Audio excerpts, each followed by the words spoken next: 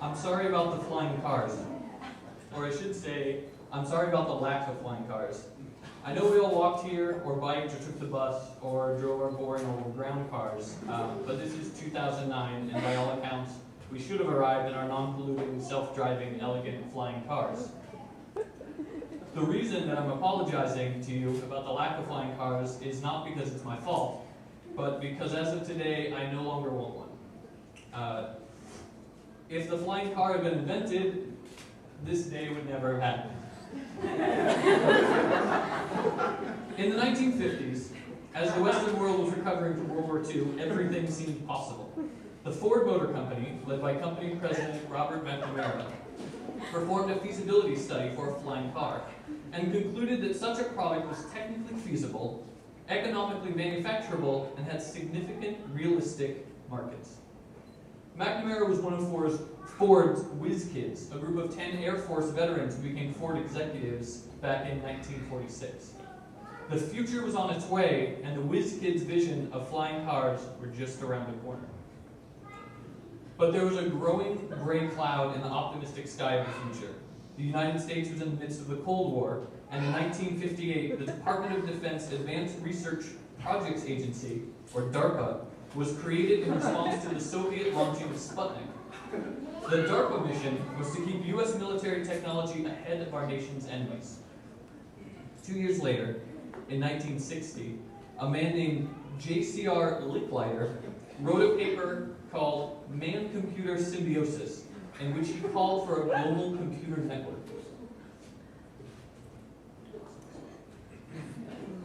In 1961, Robert McNamara, the whiz kid president of Ford Motor Company, resigned to be Kennedy's Secretary of Defense. Ford didn't choose another whiz kid to be in charge, but rather a self-described nuts and bolts man. The hopeful flying car vision of the future was giving way to paranoia, fear, and political unrest. In 1962, J.C.R. Licklider was appointed to DARPA and laid the groundwork for his intergalactic computer network concept. That's what he called it. In 1969, the first message was sent between computers at the University of California, Los Angeles and the Stanford Research Institute. The message was simply the word log in. The L and the O transmitted fine, but then the system crashed, making the typo low the first message to travel on the new ARPANET, which stood for Advanced Research Projects Agency Network. The ARPANET grew rapidly, with a new node being added about every 20 days. A new generation of whiz kids were developing a new optimistic vision of the future based on computers and communication. As the early networks were growing within the massive computers of universities and government agencies, smaller networks were starting to pop up based on personal computers. From the late 1970s to the mid-1990s, people were connecting their relatively underpowered computers to their phone lines and dialing into local area BBSs. A BBS, or bulletin board system, allowed you to upload and download software, read news, exchange messages with other users, either through electronic mail or public message boards.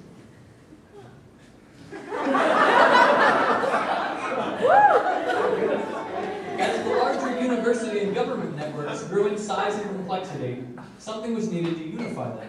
Each network existed separate from the others and could only talk to the other nodes within their own network. So in 1973, DARPA created inter-network protocols to get them all to work together. This is where we get the word internet. As interest in widespread networking grew and new applications for it were developed, the internet's technology spread throughout the rest of the world. The network-agnostic approach meant that it was easy to use existing network infrastructure to carry internet traffic. Soon, even the local BBSs offered gateways onto the internet. As the internet grew in popularity, it rendered the regional dial-up BBSs obsolete and opened our eyes to this new vision of the future. Instead of flying cars taking us to new places, we'd have a global network of computers connecting us together and allowing us to make friends in places we'd never been or even heard of. As the local BBSs were abandoned, people started writing new software for the internet that allowed them to have the same interactions they enjoyed on those BBSs. In the year 2000, a 16-year-old from the Netherlands, Zef Hemmel, released YAB, which stands for Yet Another Bulletin Board. YAB was free software and quickly became used wherever people wanted to build community online. One of the places that installed YAB was the site krex.com, which is the URL for K Records. Many of the people here today were members of that message board in 2001 and may have witnessed the first virtual meeting of Richie and Mandrew, as he was named.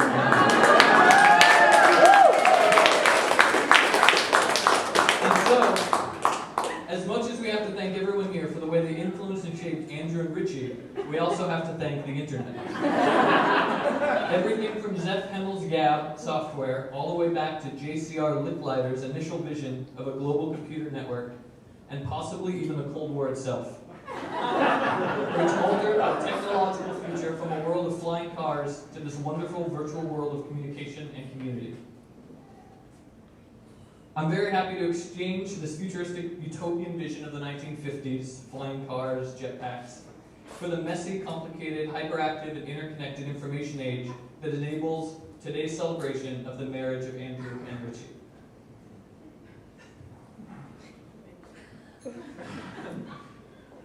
So the next time someone complains, "Where's my flying car?" or otherwise confers that this is not a wonderful, amazing, and beautiful age to live in, just think about today and about Andrew and Richie.